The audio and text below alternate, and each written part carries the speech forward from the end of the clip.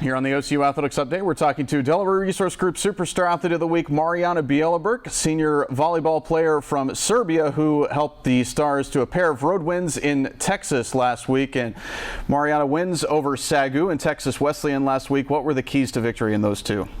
I would say we were highly motivated and excited to play some good volleyball. We expected both SAGU and Texas Wesleyan to be well prepared and motivated to play us, because we are aware that we have that huge target on our back since we are first team ranked for already 4 years, and this season we are ranked nationally.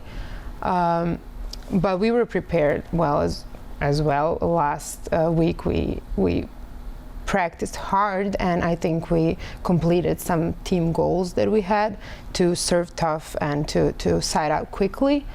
And I would like to mention also the big crowd that we had in Texas, because a lot of girls are from Texas and their families came, and a lot of parents from Oklahoma came as well to support us, and that was pretty cool.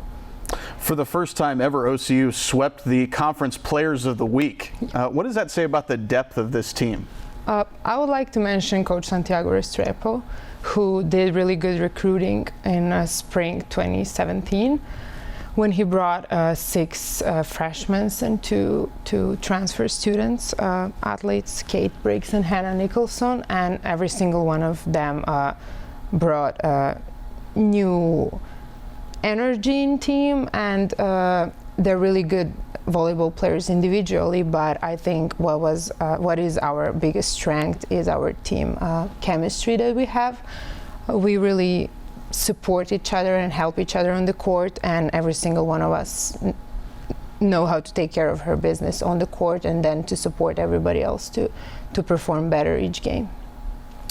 You've served up more aces this season than you ever have in your OCU career. How have you improved your serving? Actually, I really didn't serve that much over the past 3 years. Every season I had a new coach, and they preferred DSs to serve instead of me, so they can play defense in back row. But this year, Coach Kristen let me play all the way around, and we work on our serve a lot. She wants us to serve aggressive and tough, and I think every single one of us improved our serve this season. Last year, your team won a NAI opening round match for the first time. What was that experience like? That was a huge win for us, I think, especially because the year before we lost opening round game against Our Lady of the Lake. When we had a different team, I would say with better experience, because we had 7 seniors, but we struggled and we lost. So last year we were well prepared, and we really wanted to go to nationals. And we played at home, which was a good thing for us. So we had a big crowd, and we made a show for them. And I think that was the best game we played last season, because we had time, but by the time we played opening round, our team that was new that year, we established our game, so we played really, really well as a team. Where does the nickname Masha come from? From Serbia, from back home. I think since I was born, I think my grandpa chose to call me Masha over Marijana. I don't really know why, but it's not weird, because that's the common nickname back home for my full name. So it just sticks with me forever. What was it that brought you here to OCU? Coach Kyle Steele and his wife Taryn, they recruited me. I really applied everywhere in the US, but why I picked OCU over other schools, they made a promise to me that we will have a good team that year, 2016, and we really had. We made some history results for OCU volleyball that year, and also I did, of course, research on the university, and I found out that Minder School of Business is really good, and I didn't want to miss the opportunity of good education and high-level volleyball. What is your major? Marketing. What kind of career plans do you have for yourself? I haven't decided yet what I'm going to do after I graduate, but in case I stay here, I would like to work for a year and then to figure out how my career path will look like. so I can do my master's degree probably in something more specific than marketing. All right, that's Delaware Resource Group Superstar Athlete of the Week, Marijana Bjelobrk. You can follow the stars on OCUsports.com.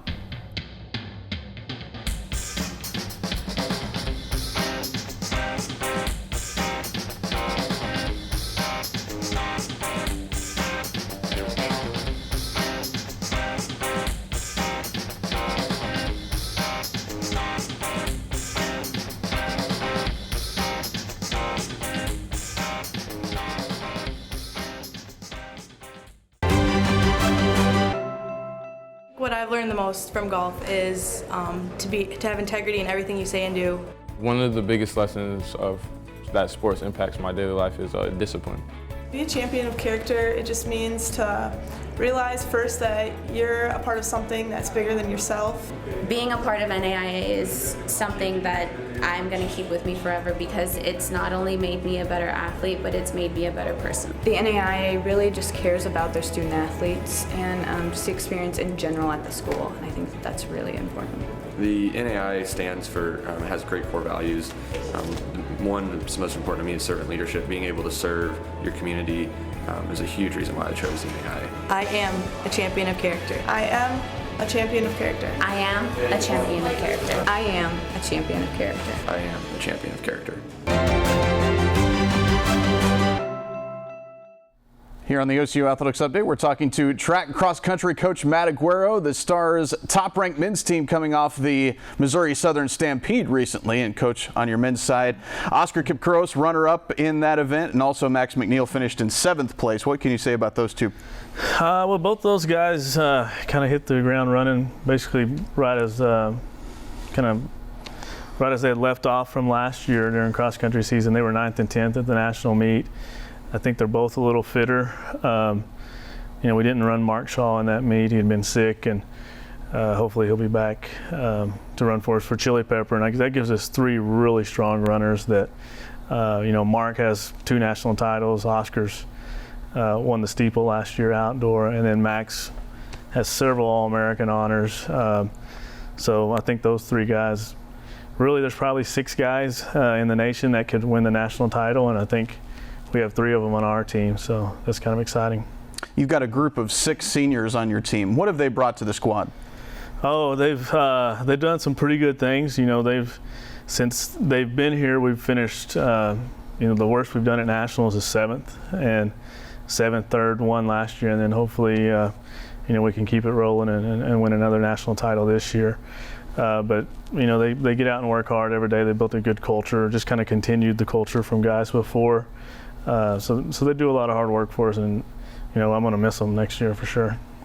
On the women's side, you had a newcomer with your best finish in the Missouri Southern with the Sarah Olamide with the top 25 finish. What do you expect from her as a newcomer? She's pretty raw. She's super talented. Works hard. That was her first race in about a year. So I think as we get her some more race experience, she's going to be an outstanding runner for us. We've had some really good female runners in the past with Amanad and Lydia Mato last year, who was 3rd, and so hopefully she can kind of fill in that gap and be a top 5, top 10 finisher for us this year. Tell us about your 3 seniors on the women's team. So they've all have had great careers for us. Alexis Vargas, Sheridan Hoyer, and Delaney Mayo. Alexis and Delaney were transfers in for us. Sheridan is a 5th-year senior, and I think her first year here, she redshirted cross country and probably thought she wasn't a cross country runner, and as she's developed over the years, she's turned into a really good cross country runner for us. And then Delaney and Alexis have come in as transferred and just got better each year and done all the things we've asked for them. And it was nice to see Alexis finally broke 19 minutes, and it'll be fun to see her how far or how low she can get in the 18s this season. Have there been any surprises for you on either of your teams? I don't know about surprises. Our expectations are pretty high. However, we have a big group of freshman women this year, and they've ran really well for us. They've worked hard from that first meet in Edmond to this past weekend in Joplin. Their times have dropped quite a bit, and so they've kind of passed my expectations so far. So I'm excited to see what the rest of the season brings for them. Your track and field program continues to grow. What do the increased numbers, increased depth say about that program? Well, you know, Ben Denton, we just hired recently as a throws coach, and James Hall was here last year as an assistant coach for us for sprints and hurdles. You know, also Tim Hall works with me with the cross country runners, and then he's our pole vault coach. So those numbers are definitely going to help us when we get to track meets. Over the last 5 years, we've taken distance runners and fared fairly well at indoor and outdoor nationals. But now we got a big crew. Last year we had our first sprinter become an All-American in Nicole Holiday Meth. But now we're much bigger, and we're going to have relays now. I expect our 4x4 and 4x1 to qualify outdoor, 4x4 indoor. Then I expect us to have a really good high jumper as well. So it'll be nice scoring points in sprints and jumps and throws, not just in the distance events. All right, that's OCU track cross country coach Matt Aguero. You can follow the Stars on OCUsports.com.